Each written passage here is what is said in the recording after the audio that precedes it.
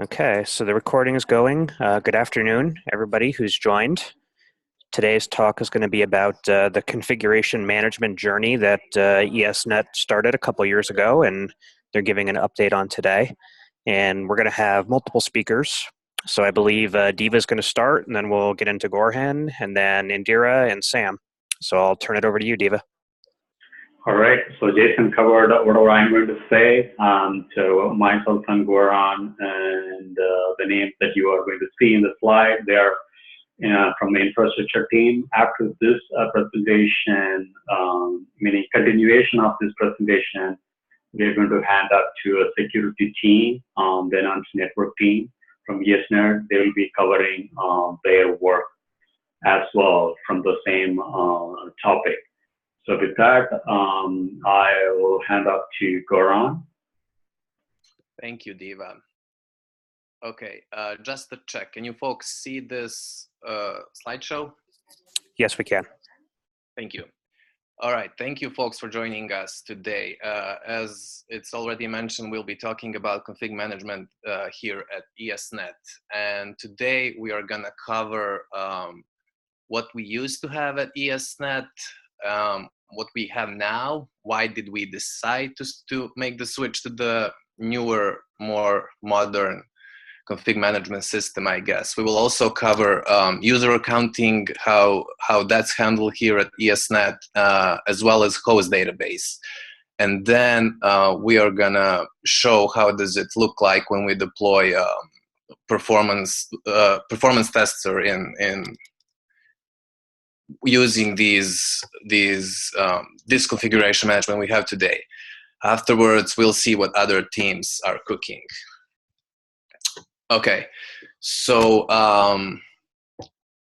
we looked at our configuration management, what we used to have, and we have set to ourselves a set of goals that we needed to have to be basically to make our lives easier. So we wanted to have a configuration management system that would work for both hosts and network devices.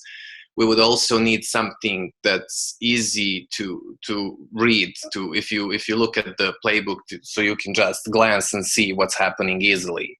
Something that's lightweight, that's compatible with the existing security model. Also something that will allow us to make, for example, small changes and run that across all hosts in our database. And something that will help us to realize automation vision for the organization-wide. So in the past, we used to run CF Engine. While it did its job, it was a robust system, and it needed to be replaced by something more lightweight and something more robust. So we've set pros and cons for CF Engine, and basically only pros we had is that we had it in place and it was functioning, and many configs were already written. So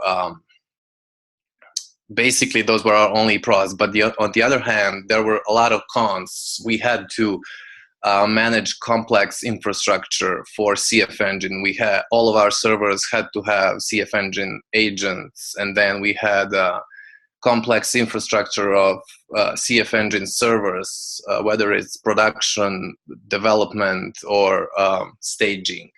CF Engine also had a steep learning curve. You had to spend quite some time before you get into the syntax of CF Engine. You couldn't just glance at the CF Engine promises and figure out what it's doing. You had to dig in a little bit. Community support was also dying slowly. It wasn't as used to. It wasn't used as it used to in the past. Also, atomic operations were difficult. So if we wanted to distribute something across all of our hosts, we had to spend some time writing, testing, deploying that, and then finally deploying that across hosts. And also CF Engine, while it worked well with our Unix systems, outside of that, support was not ideal. So we couldn't configure network devices, etc. So basically, we looked at the configuration management systems that are offered by the industry, the most big names. We looked at Puppet, Chef, Ansible.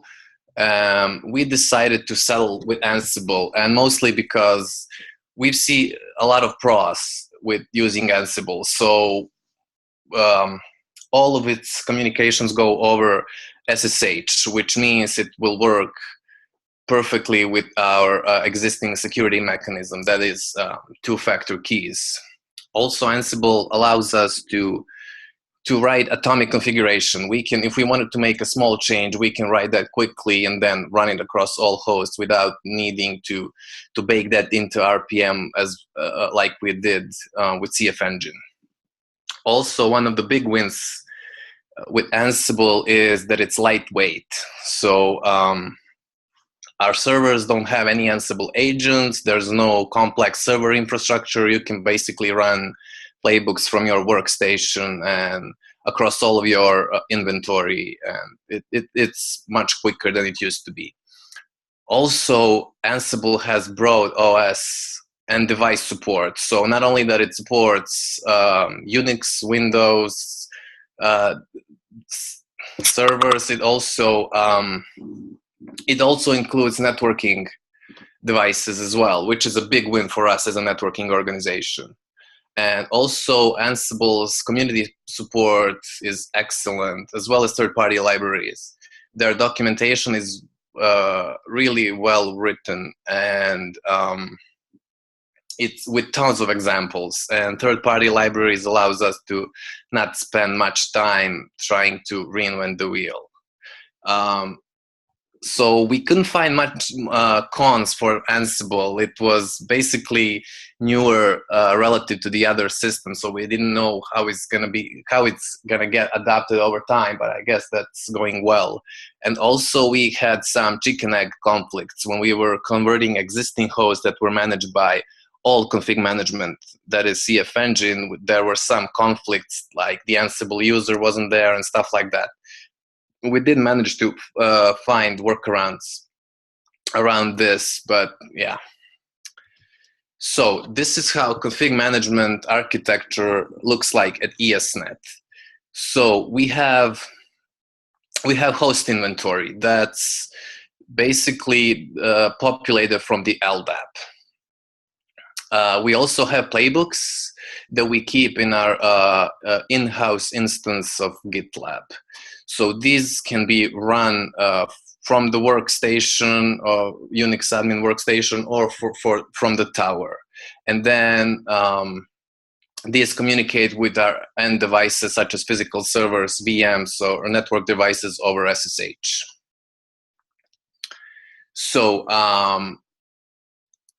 our host inventory is populated from the LDAP, which means we keep all of our host database in LDAP. That is our source of truth for host inventory and for host authorization. So down here you see a screenshot from a single host in HostDB in LDAP. This is how it looks like. On the left side, there's authorization for that host, which groups are allowed to have accounts on that host, which groups are allowed to have root accounts on that host, and there's something that we call ignored users, which can be daemon users or other consultants that are using this. Also, in the host database, we capture per host configuration. So in this example, we see here we have attributes like whether the host has hardware clock, whether the host is a VM or not, what is its FQDN, what are the management network parameters such as IP, netmask, default gateway, and MAC address. And also one important thing in our host database is attribute called Ansible fact. that's the attribute we use to target specific place in our playbook. The other part of our config management is ESnet accounting. So in the beginning, we had this written in shell scripts, and then we decided to move it to Python. So what this does, this is a set of tools, and what it does is it's distributed on every system that is managed by our config management. And what it does is it basically pulls the LDAP and it looks for whether the user has access on that system. If it does, it will create an account and copy the SSH keys from the LDAP to that system. If someone's already created locally on a specific system and does not have authorization in the LDAP, the accounting will wipe that user clean. So on the right hand, you see the screenshot from using that tool. It doesn't have much. It doesn't have much flags, but so it has a flag to test what will the changes be and basically to make those changes. There's another flag for the cron job which doesn't yield any log back if everything was successful. And also this runs periodically on every machine, I think every 10 minutes. The other part of this tool set is the LDAP info tool. And this tool allows us to query LDAP and to get different useful information for both users and host names that we have in LDAP. So for example, we can list the user's entry from LDAP, and this doesn't give us everything from the LDAP, only useful stuff such as UID, a home directory, or SSH keys. Same goes from the show host, so it wouldn't give us the attributes that we don't need, like attributes like when it's created or who created it. Our useful host attributes for LDAP would be Ansible facts, management, IPs, etc. It can also help us figure out quickly if we want to list which host specific user has access to, or which groups user has membership in, etc. So we can also list all the hosts that are managed by Ansible or hosts that are not managed by Ansible. This allows us to quickly get the list if we're doing auditing, etc. So Goran, a question came in while you were talking about that. Is there a specific standard schema you added to the LDAP server for the host details, or did you create a custom schema? We created custom schema. We added our own attributes, and we used that schema for all hosts. All right, thank you. As much as possible, we do actually try to use the base schemas. The host one in particular gets a little bit tricky because most LDAP implementations assume that you're running an AD style host setup. So we basically did do as much as we could as far as OUs and DNs using the standard stuff. But yeah, like I said, we did have to add a lot of the attribute fields for things like the Ansible user and for the users. Yep. All right, thank you both. And the other crucial part of our config management infrastructure is Ansible Tower. So we use it mostly to have job scheduling. So it does periodic runs. It also has the credential store, which is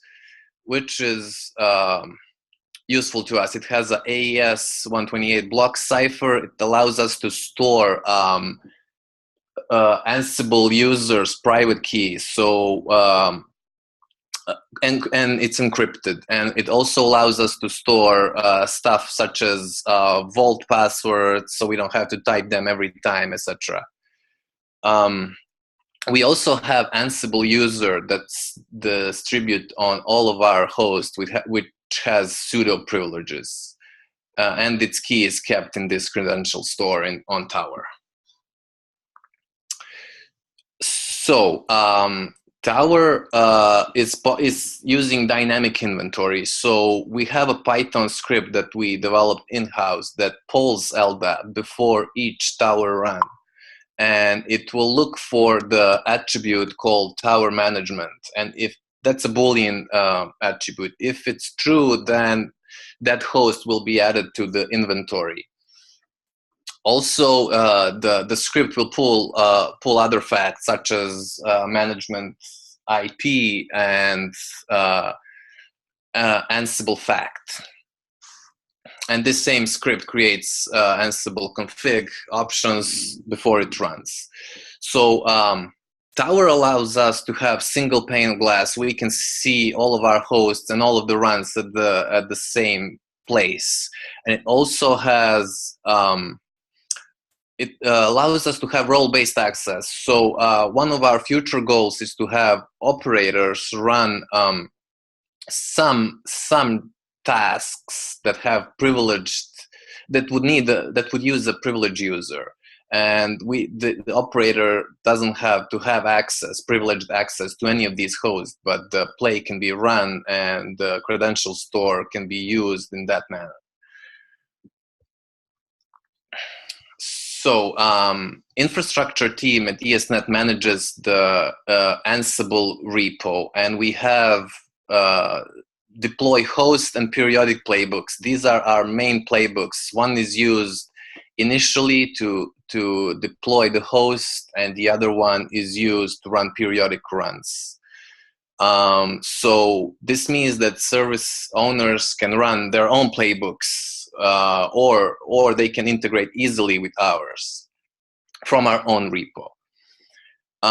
So periodic playbooks are run automatically by Tower. We can also run them manually as needed from local machines using two-factor tokens.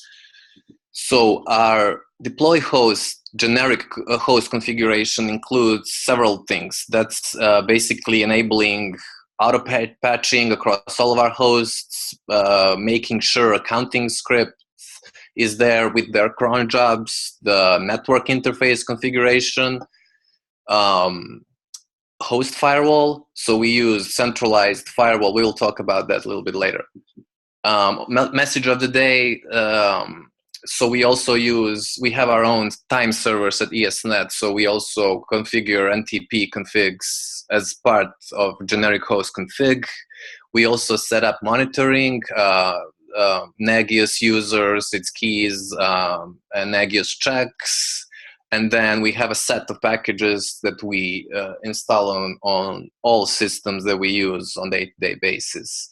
And also syslogs, so everything has to be logged in our centralized Splunk server.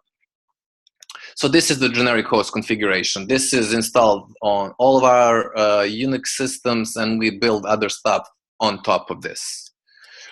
Also, we use dynamic facts. So we can use, for example, this is an example for Proxmox. We also run Proxmox in our test bed. And essentially, we have a play that will check for Proxmox package, and if that's installed, it would set the Ansible fact. And then, based on that fact, later on, we can do other stuff like firewall rules, specific packages, specific configs, etc.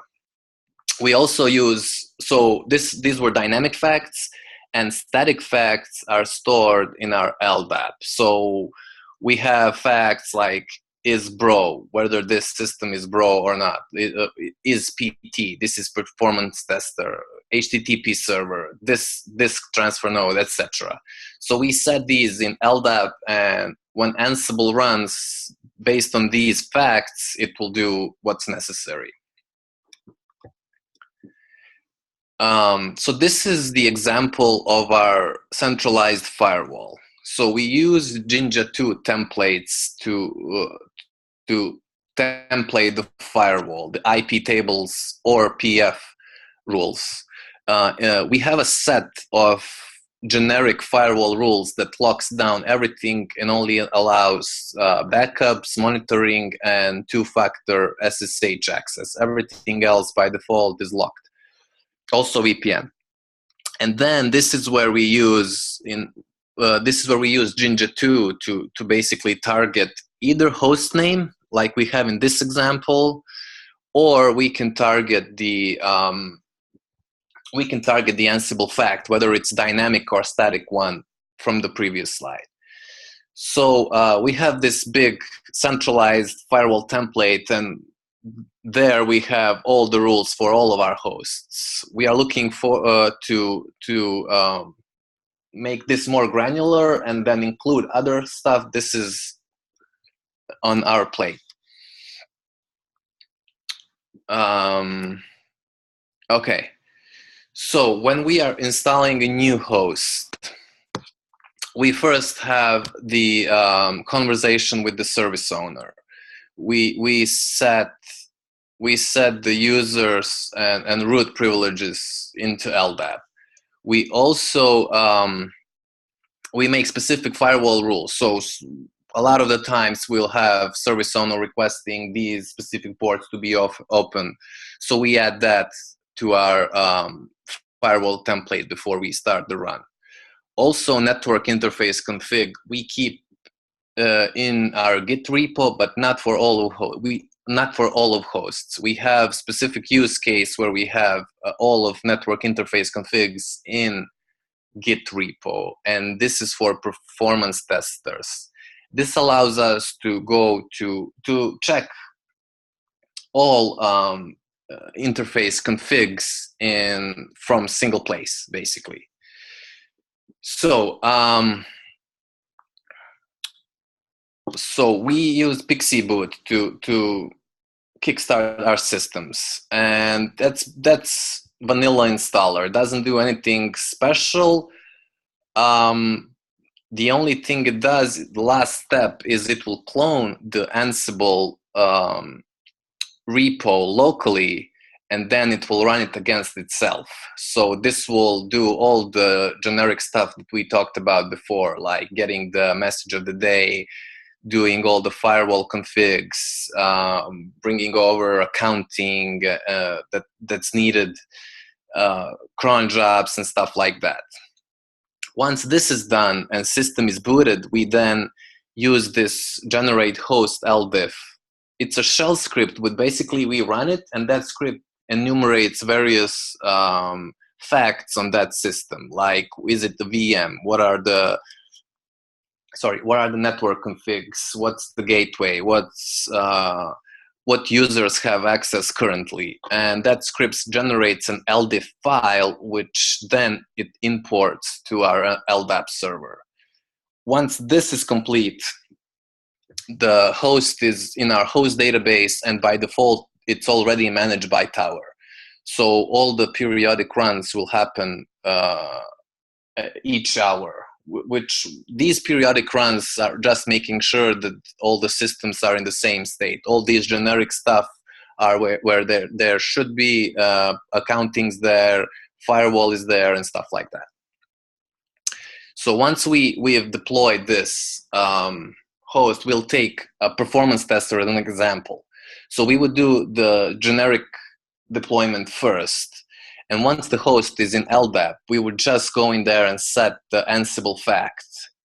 In this example, it's called ispt. Once this fact is set, we also add additional users that should have access to that system or groups. And basically, we just run our deploy host playbook again. We can do that from either from Tower or from workstations. So now since we have ispt facts set, all the runs are gonna do the specific performance tester deployment. It will configure NICs automatically based on our central repository of network configs, which I'm gonna show you in a minute. So this is the command we would use to run the deploy host. The interesting thing here is the -i ESnet inventory.py. So this is the Python script we mentioned that would pull the LDAP.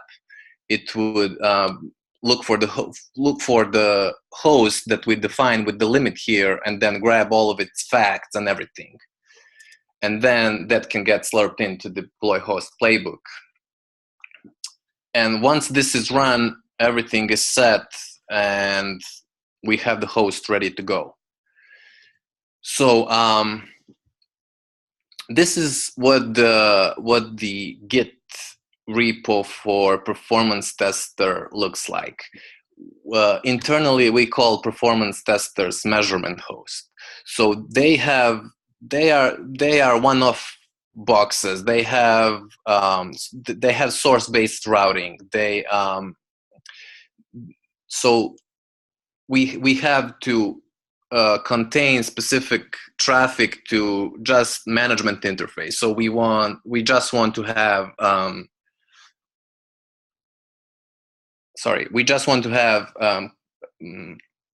monitoring and config management going over specific router. We don't have to. So we basically script routing, and this is how it looks like. So we have 3 folders: config, hosts, and scripts. Config folder contains all the configs that are the same across all the performance testers. The configs that are not the same, that have some small differences, we just template, like the mesh config. That's Jinja 2 template. Same with the default route for ETH0 interface. Scripts inventory, it's the same deal. Those are the scripts that are run across all of the hosts. They are usually the same, but some of them are different, and the ones that are different, the differences are usually either IP addresses or host names. So we template that with Jinja. And then the hosts directory on the right side, one host is expanded. But this is where we keep the list of all of our performance testers. And we have basically network scripts. These are the CentOS network interface configurations, which we set up manually before we start working on host. So these will get slurped into the new performance tester automatically from our Git repo. And the routes will be set based on these files here that are under the gateways folder. So, and then one more thing, the stub router file you see at the bottom here, this is the full gateway for the management interface. So this is where we put the default route for ETH0, which gets read in route ETH2 Jinja 2 template. So it will read the stub router file and put that there. And that's how we deploy performance testers. So what we are planning to do in future is have Ansible-based network device config. That's a networking team is working on that, and you'll hear more about that after me. We also are exploring the nested groups in our inventory. So we want to have, for example, Bro group of hosts, and then inside that, West Coast as another subgroup, and East Coast is another subgroup. We also are looking into clustering Tower, because right now we have one production instance, which works pretty well, but we are looking into clustering that just to have more reliability. And we are also looking into the open source version of Tower, basically, which is called AWX. And we are following how that's maturing, and if it suits our need, we may move to the open source version. Okay, this would be it for the host configs. Any questions? So there was a question came up as a follow-on to the custom schema in the lab. So I think Brendan answered it in the chat window. So we can. So the answer is we can share that custom schema. The only caution there is the OID for the object class and the attributes. Those are legit. Just because ESnet does have its own OID in the OID repository, so all those numbers are legit. So of course you should be able to reuse it with using a same metadata but different OID if that is a problem, because obviously we don't want you guys to get into trouble, neither do we. So just Thank you. We also like to geek out on Ansible, so feel free to contact us on these emails. We are happy to talk Ansible, happy to share experiences, etc. So Goran, at this point, if you have a demo or something, we can go on to that. If not, we can hand over to. No, I guess we can hand over to Indira. Thank you, folks, for listening. I thought the next is Sam is the one next going to go. Sam? Hi, everybody. I'm Sam Oehlert, security engineer from ESnet. Goran set me up really nicely for that, actually. I'm going to kind of pick up where he left off, showing how we might deploy Bro using Ansible. So,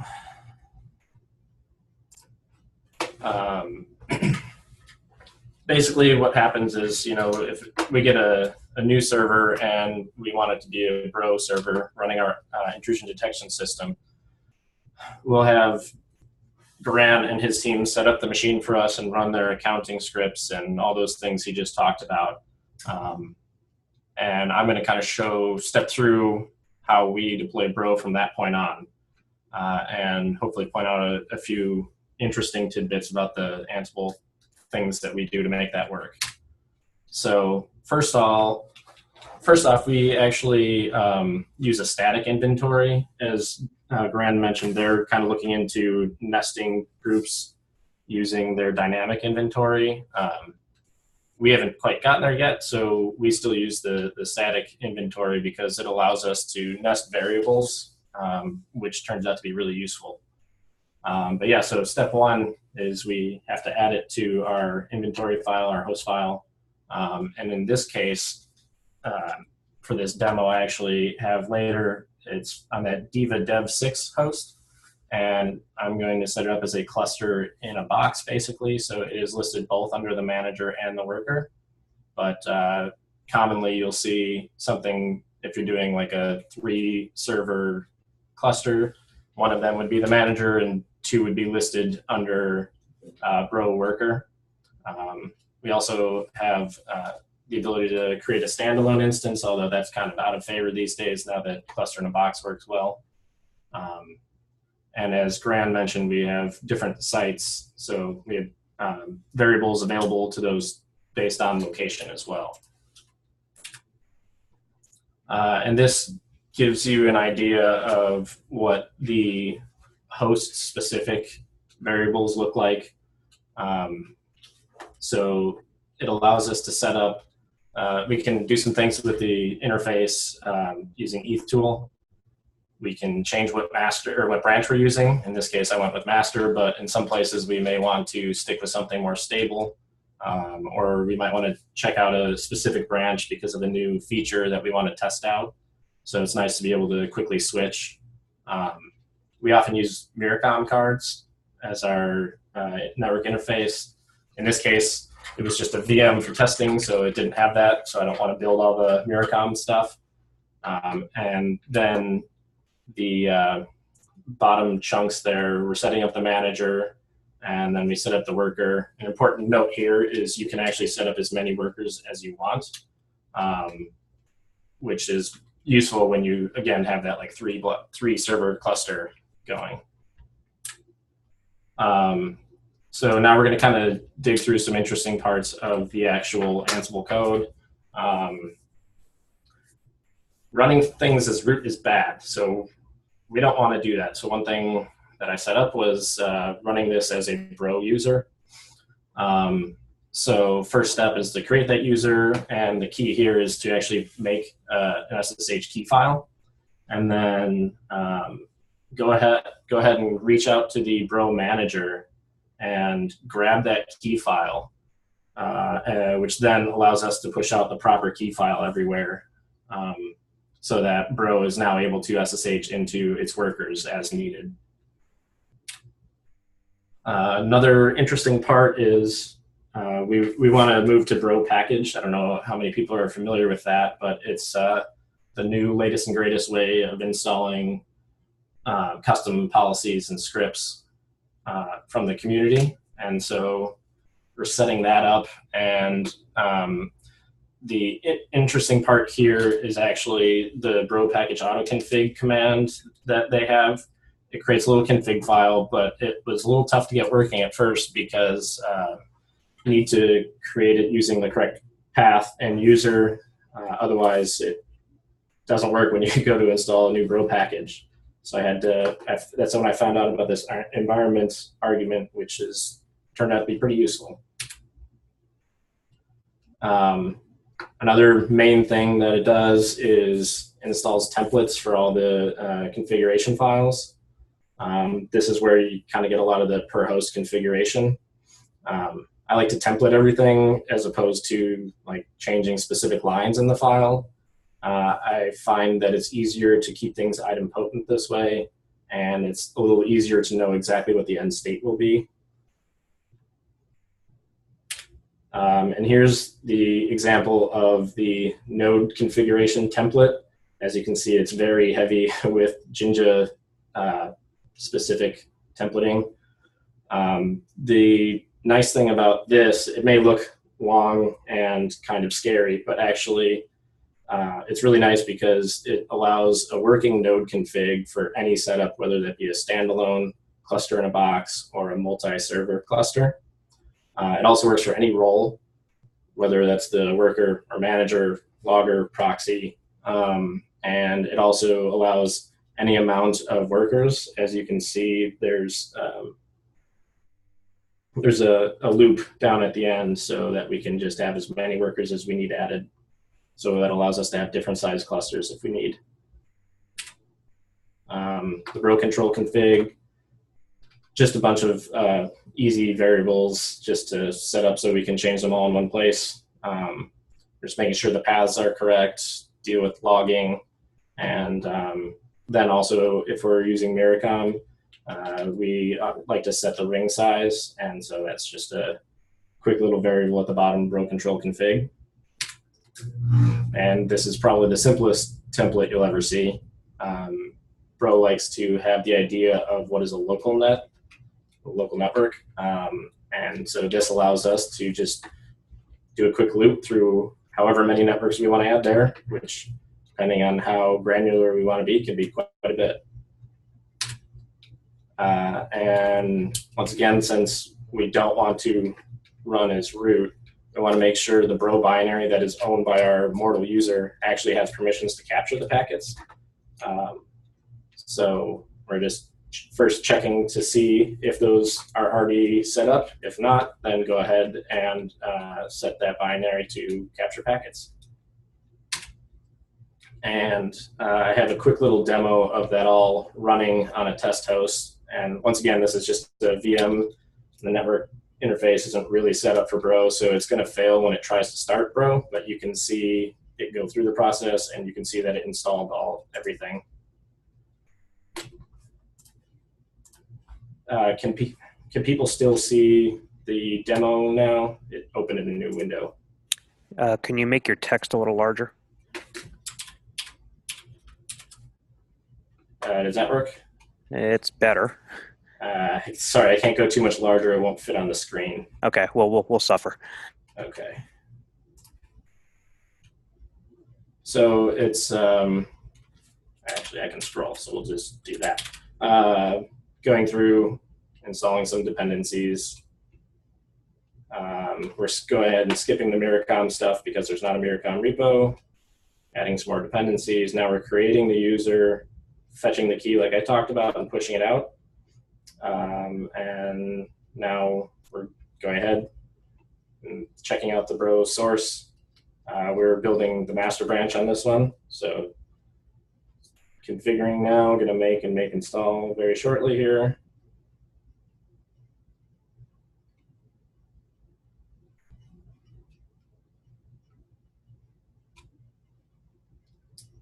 All right, and then we're onto the Bro package things that we looked at.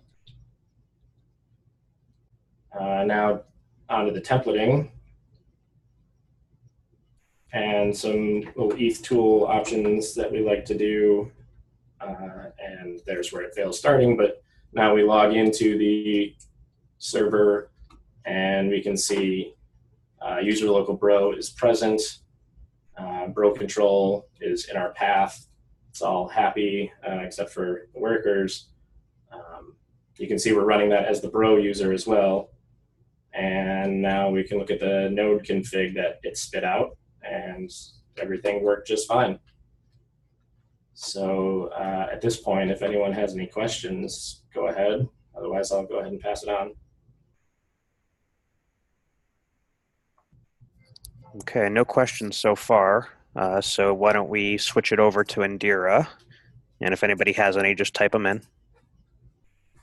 Hi, my name is Indira. I'm a network engineer at the network engineering group at ESnet. Okay, let me share my presentation.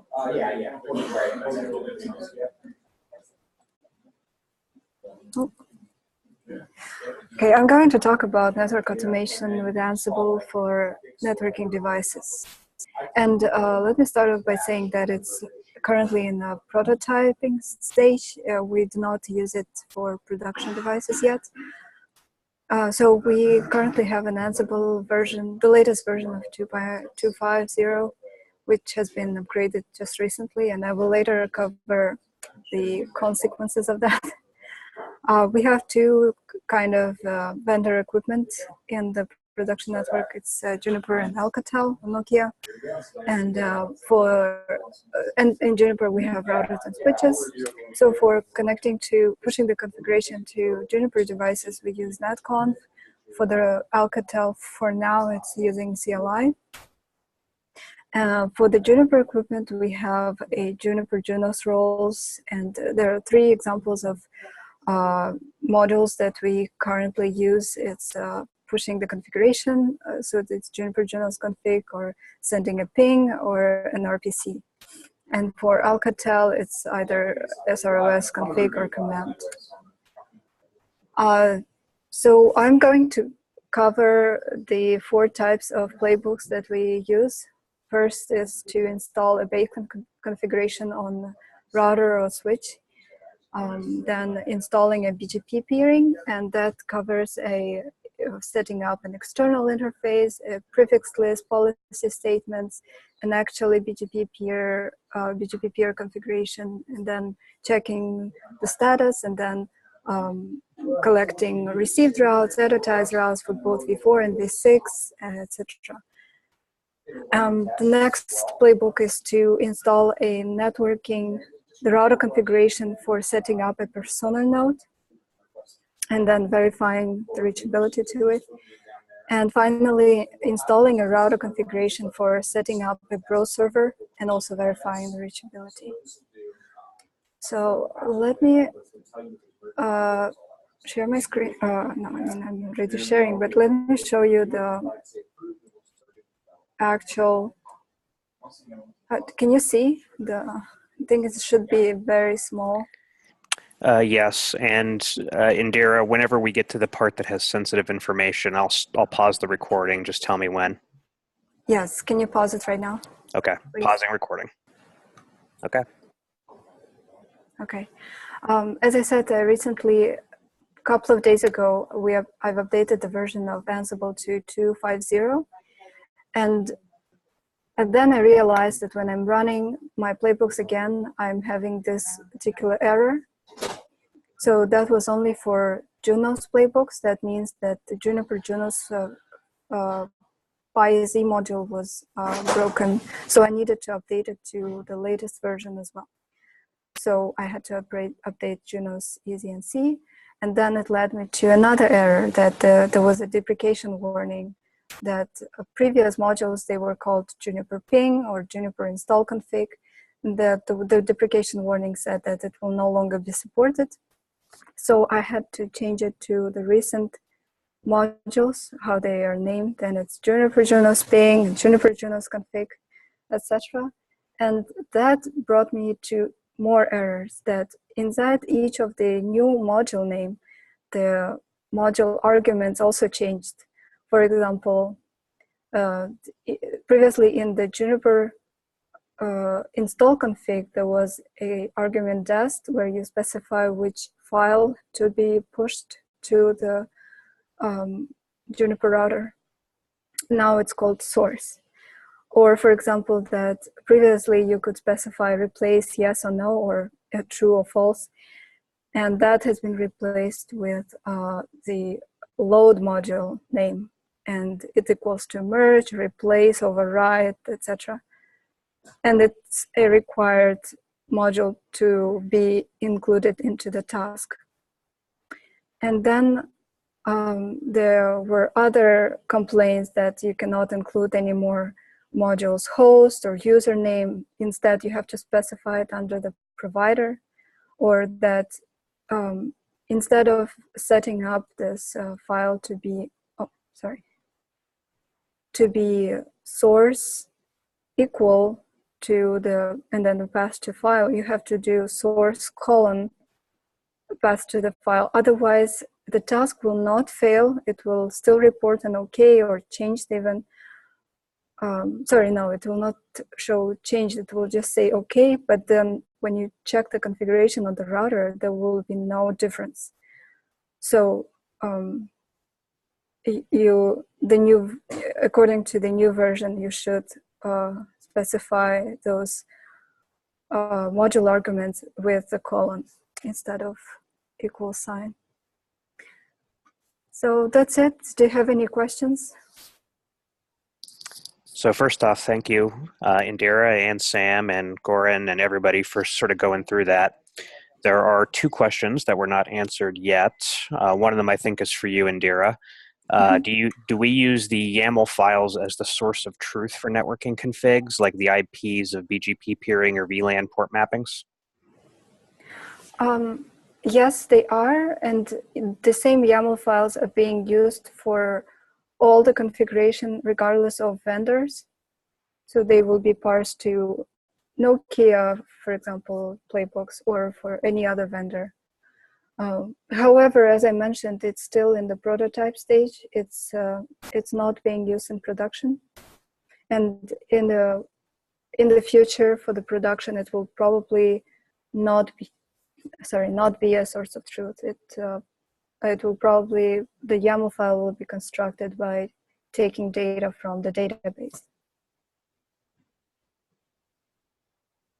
Okay, thank you. And the second question was, from the standpoint of a stable API config syntax, it's rather annoying and disappointing that you had to update and change that much stuff. So I guess that's more of a comment. Yes, it is. It will be probably problematic if we would have run it in production, because you would need to test it first before making any updates. And also, I just wanted to mention that there are so many changes with each update that they completely change module names, completely change module arguments. So it's something we should be aware of.